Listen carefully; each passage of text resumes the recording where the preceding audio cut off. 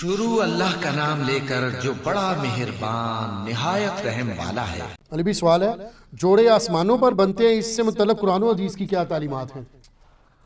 دیکھیں جی، جوڑے آسمانوں پہ بننے کا صرف ایشو نہیں ہے، بلکہ سب کچھ ہی آسمانوں پہ ہی ہو رہا ہے۔ تقدیر کے اندر تو اللہ تعالیٰ نے اپنے ڈیوائن وزڈم سے چیزیں لکھ دی ہوئی ہیں، ٹھیک، البتہ ظاہر ہے کہ اس کی ایگزیکیوشن دنیا میں ہوتی ہے، لیکن اس کا یہ مطلب نہیں ہے کہ آپ نے جو ہے وہ دنیاوی طور پہ نہیں چیزوں کو دیکھنا۔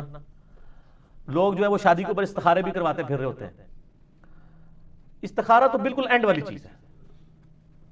استخارہ تو اللہ سے مشورہ ہے، بندوں سے بھی مشورہ کرنا ہے۔ نبی علیہ السلام نبیوں کے صحابہ سے مشورہ کرتے تھے، استخارے پہ نہیں سب کچھ چیزوں کو چھوڑ دیا ہوتا۔ دنیاوی طور پہ آپ نے رشتہ کرتے وقت دیکھنا ہے کہ معاملات کیسے ہیں۔ وہ مسلم شریف میں 4 چیزیں بتائی گئی ہیں کہ عورت سے 4 وجہ کی وجہ سے لوگ شادی کرتے ہیں: اس کی خوبصورتی کی وجہ سے، اس کی مال کی وجہ سے، اس کی حسب و نسب کی وجہ سے، اس کی دینداری کی وجہ سے۔ پھر آپ نے فرمایا کہ اللہ کے بندو دینداری کو دیکھا کرو، ٹھیک ہو گیا؟ تو ان چیزوں کو دیکھنا چاہیے۔ باقی اگر کسی کی قسمت میں کوئی مسئلہ لکھا ہے تو وہ تو آپ دیکھ لیں۔ حضرت نوح علیہ السلام اور لوط علیہ السلام 2 پیغمبر ہیں، سورہ تحریم کا آخری رکوع پڑھ کے دیکھ لیں، ان کی بیویاں بھی کافرہ نکلی ہیں۔ وہ ایک لگتا معاملہ ہے، اپنی طرف سے کوشش کریں۔ باقی تقدیر میں جو کچھ لکھا ہے وہ اللہ نے اپنے علم سے لکھا ہوا ہے، مستقبل میں ہونے والا، نہ کہ ہمیں اس تقدیر کا پابند کیا ہوا ہے، بلکہ جو کچھ ہونا تھا وہ اللہ کے علم میں پہلے سے تھا، نہ یہ کہ اس نے پابند کیا کہ ہم یہ کریں۔ البتہ جب ہو جائے نا، پھر آپ یہ کہہ سکتے ہیں کہ میری نصیب میں یہ لکھا تھا۔ ایک بندہ پیپر دینے کے لیے اسکول ہی نہیں جاتا اور فیل ہو جاتا ہے، پھر کہ جی میری قسمت میں ہی لکھا تھا۔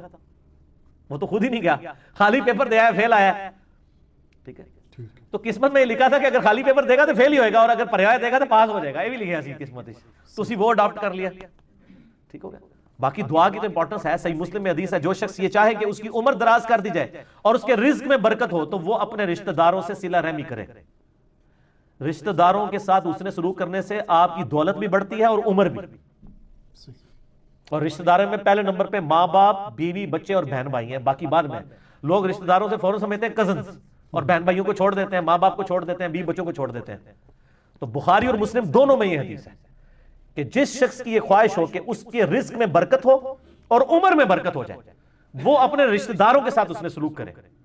ظاہر ہے اس نے سلوک یہ ہے کہ آپ نے اخلاقی طور پہ بھی اور مالی مدد بھی ان کی کرنی ہے۔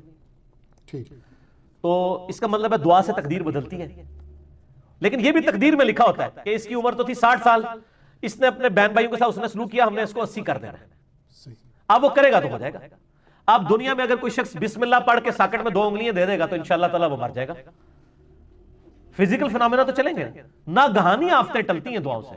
جو آپ آفت اپنے اوپر خود لائیں گے وہ تو نہیں ٹلے گی۔ آپ بسم اللہ الذی لا یضر پڑھ کے تو کوبرا سانپ کے منہ میں ہاتھ دے دیں تو یہ تو نہیں ہے، نہ گہانی آفتیں ٹلیں گی۔ تو تقدیر کا مسئلہ بھی ہے۔ یہاں پہ بھی جوڑوں پہ لوگ کہتے ہیں نہیں میری قسمت میں لکھا ہوا تھا۔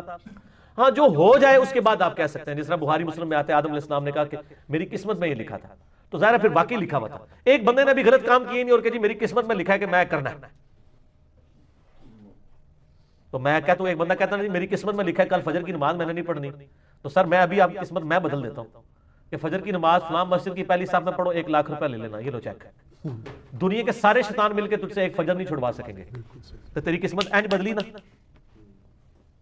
ٹھیک ہے؟ اور تقدیر کے اوپر مسئلہ نمبر 104 ABC 3 میرے لیکچر ہے، میں نے ڈیٹیل کے ساتھ اس میں بتایا کہ بدقسمتی انسان خود کماتا ہے۔ اور سورہ طٰہٰ کے اندر بھی ایک آیت آتی ہے، اب یہ کریٹیکل ٹاپک ہے تو میں وہ آیت چاہوں یہاں پہ کوٹ کر دوں، بالکل اینڈ کے اوپر جاتی ہے۔ اللہ نے فرمایا بدبخت کون ہوتا ہے؟ وہ ہوتا ہے جو اپنی بدبختی خود کماتا ہے۔ سورہ طٰہٰ کی آیت نمبر ہے 123، یہ اب انگریزی عربی میں بعض اوقات میں 2 کو 3 پڑھ جاتا ہوں، وہ اس طرح جڑا ہوا لکھا ہوتا ہے چھوٹا سا۔ اس میں ہے کہ آدم علیہ السلام کو جب اللہ تعالیٰ نے زمین پہ اتارا تو کہا قَالَ اهْبِطَا مِنْهَا جَمِيعًا، ہم نے کہا کہ اب تم دونوں زمین پر اتر جاؤ، بَعْضُكُمْ لِعَدُوٍّ لِبَعْضٍ عَدُوٌّ، تم میں سے بعض کا دشمن ہوگا۔ فَإِمَّا يَأْتِيَنَّكُم مِّنِّي هُدًى، اب جب کبھی کوئی ہدایت کی بات میری طرف سے تمہارے پاس آئے گی، یعنی نبیوں کے ذریعے کتابیں، فَمَنِ اتَّبَعَ هُدَايَ، جو کوئی ہدایت کی پیروی کرے گا، فَلَا يَضِلُّ وَلَا يَشْقَىٰ، جو کتابوں کی پیروی کرے گا نہ گمراہ ہوگا نہ بدبخت ہوگا۔ قرآن کی پیروی کرنے والا بدبخت نہیں ہوتا، قرآن کہہ رہا ہے سورہ طٰہٰ آیت نمبر 123، جو نبیوں پر اتری ہوئی کتابوں کی پیروی کرے گا لا یضل ولا یشقا، ٹھیک ہے جی، نہ وہ گمراہ ہوگا اور نہ شکی ہوگا۔ کیوں؟ بدبختی انسان خود کماتا ہے۔ وہ چیز شیطان نے مسجد میں نہیں جانے دیا. میں کہتا ہوں آج اناؤنسمنٹ ہو کے مسجد میں نماز فی نماز کے اوپر 10,000 روپے گورنمنٹ دے گی, شیطان کا پیو بھی نہیں کچھ کر سکتا.